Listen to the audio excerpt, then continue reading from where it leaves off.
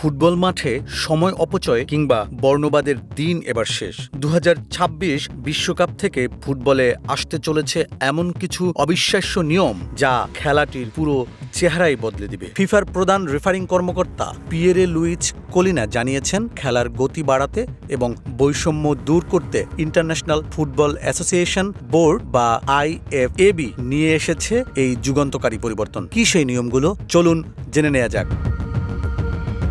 নিয়ম 1, তপ্ত পরিস্থিতিতে মুখ ঢাকলেই সরাসরি লাল কার্ড।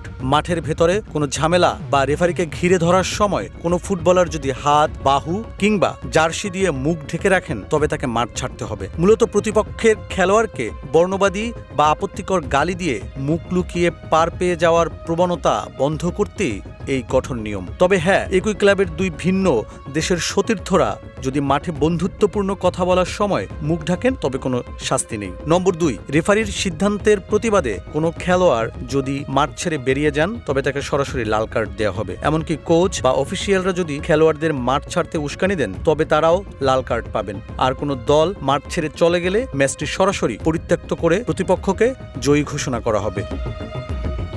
নম্বর 3, সময় নষ্ট করলেই পেনাল্টি। থ্রো ইন বা গোলকিকের সময় রেফারি এখন হাত উঁচিয়ে দৃশ্যমান 5 সেকেন্ডের একটি কাউন্টডাউন শুরু করবেন। 5 সেকেন্ডের মধ্যে থ্রো ইন না করলে সুযোগ চলে যাবে প্রতিপক্ষের কাছে, আর গোলরক্ষক 5 সেকেন্ডের মধ্যে কিক না নিলে শাস্তি হিসাবে প্রতিপক্ষ দল সরাসরি একটি কর্নার কিক উপহার পাবে।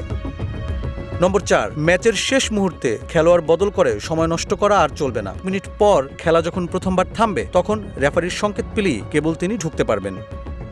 নিয়ম 5, মাঠে চোট পাওয়ার পর যদি কোনো আউটফিল্ড খেলোয়াড়কে চিকিৎসা দিতে মেডিকেল স্টাফরা মাঠে প্রবেশ করেন তবে চিকিৎসা শেষে খেলা শুরু হওয়ার পর ওই খেলোয়াড়কে বাধ্যতামূলকভাবে 1 মিনিট মাঠের বাইরে অপেক্ষা করতে হবে। তবে গোলরক্ষকের চোট, গোলরক্ষক ও আউটফিল্ড খেলোয়াড়ের মুখোমুখি সংঘর্ষ, একই দলের 2 খেলোয়াড়ের সংঘর্ষ বা মাথায় গুরুতর আঘাতের ক্ষেত্রে এই নিয়ম প্রযোজ্য হবে না।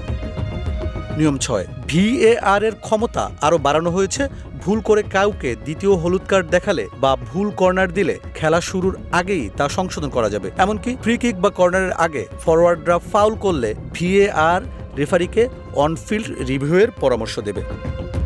নম্বর 7, তীব্র গরমের কথা মাথায় রেখে বিশ্বকাপের প্রতিটি ম্যাচের 2 অর্ধে 22 মিনিটের কাছাকাছি সময়ে বাধ্যতামূলকভাবে 3 মিনিট করে হাইড্রেশন ব্রেক বা পানির বিরতি দেয়া হবে।